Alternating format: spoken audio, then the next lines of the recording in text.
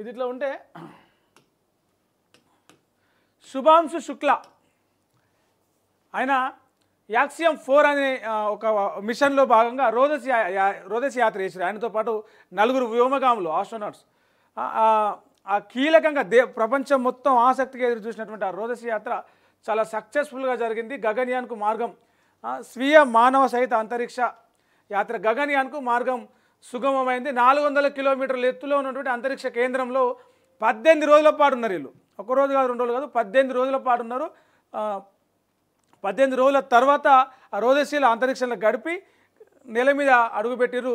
సాఫీగా దిగింది మన ఏమంటారు సముద్ర జలాల్లో డ్రాగన్ గ్రేస్ స్పేస్ క్రాఫ్ట్ ఏదైతే ఉందో అది చాలా దాని క్షేమంగా దిగింది. 41 ఏళ్ళ తర్వాత భారత పౌరుడు రోదసి యాత్ర చేస్తున్నాడు.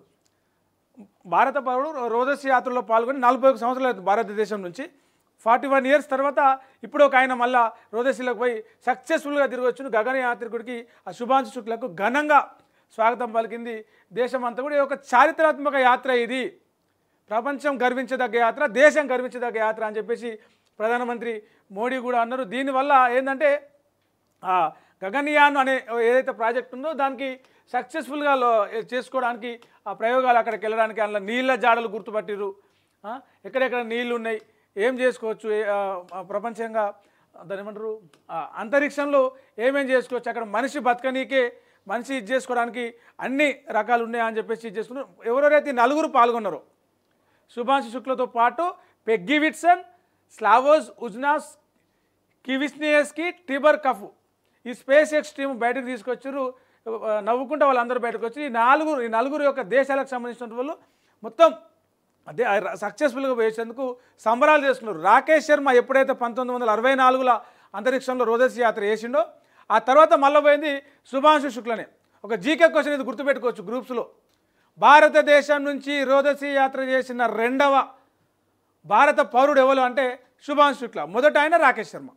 సో ఇంత సక్సెస్ఫుల్గా జరిగింది. 18 రోజుల పాటు వాళ్ళు ఐఎస్ఎస్లో గడిపి అంతరిక్షంలో మానవ ఆరోగ్య నిర్వహణ ఎట్లా ఉంటుంది, వేరే గ్రహాల మీద మనిషి ఉండగలుగుతాడా, నీళ్ళు ఉన్నాయి, అన్ని రకాల అవి ప్రయోగాలన్నీ జరుగుతున్నాయి. అక్కడ పోయిన తర్వాత మన హెల్త్ ఎట్లా ఉంటుంది, హెల్త్ కండిషన్లో ఎలాంటి మార్పులు వస్తాయి, ఎట్లా బాడీలో ఏం మార్పులు వస్తాయి, ఆరోగ్యం ఎట్లా వరకు కంట్రోల్ చేసుకోవచ్చు అనే దాని మీద ప్రయోగాలు చేశారు. దాంతోపాటే డయాబెటిక్ నియంత్రణ, క్యాన్సర్ చికిత్సలో కొత్త మార్గాలపై కూడా అక్కడ పోయి ఇది చేశారు. భారరహిత స్థితిలో నీటి తీరుతెన్నులను వివరించే ఒక ప్రయోగాన్ని కూడా శుక్ల ప్రదర్శించారు. భారత్ రూపొందించిన 7 మైక్రోగ్రావిటీ ప్రయోగాలను కూడా చేసినట్టే.